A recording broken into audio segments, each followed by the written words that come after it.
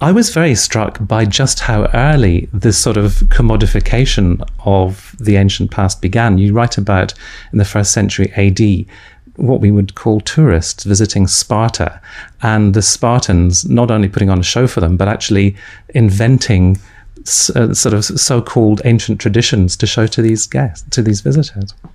The idea of the classical is certainly not a modern invention. Indeed, one could argue that this goes back as early as the late 4th century BC, when at Athens, the Athenian politician Lycurgus, around 330 BC, decides that there are 3 classical Athenian playwrights, Aeschylus, Sophocles and Euripides, and they're then accorded a special status within Athenian dramatic festivals. So this idea that there's a golden age of the 5th and 4th centuries BC, certain kinds of literature, certain city-states, is something which was already being put together very, very early indeed.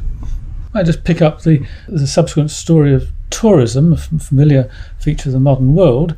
Certainly when Romans came to visit Greece, they did so in a certain sense of awe of the historic past, and of course locals sometimes played upon that sense of the historic past to maximise the impact on the visitors.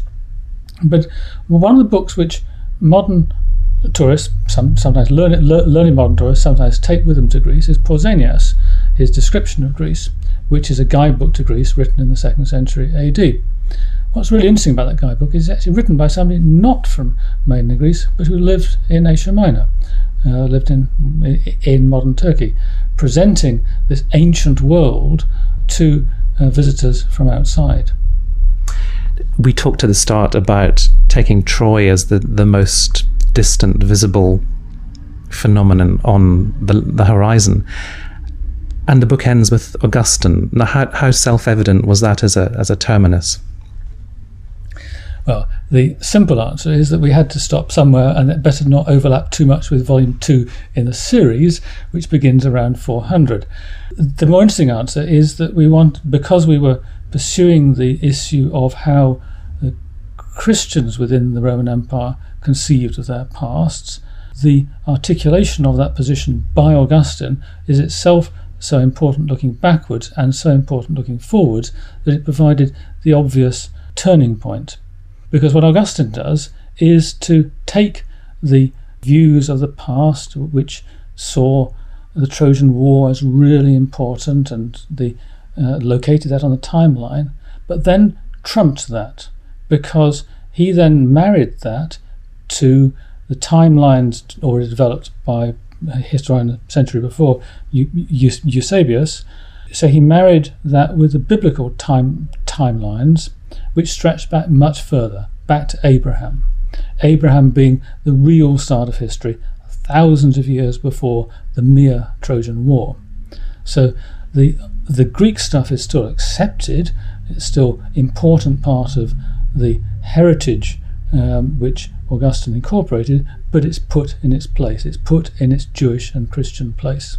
Maybe I can just ask finally in conclusion, both of you, how you would like people's view of the classical world to be modified, deepened, enriched, problematized by the book that you've written. We would like people to see this world as an exciting, accessible and simultaneously alien world. One of the interesting things for us about the period which we covered is similarities and differences from the modern world. Now, we haven't sought to point those out. That would have been too didactic. It's up for the reader to pursue those points. But we see this world as being interestingly similar and interestingly different from our own. Absolutely. I think that's absolutely right, that the ancient world is both bigger in space and stranger in content and ideologies and ideas than many readers might have thought.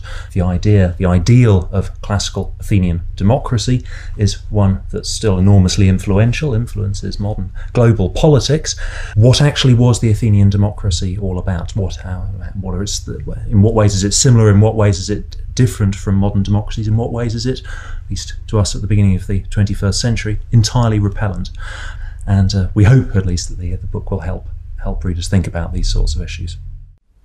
I was talking to Simon Price and Peter Thonemann about their book in the Penguin History of Europe series. It's entitled The Birth of Classical Europe, and it's out now in hardback.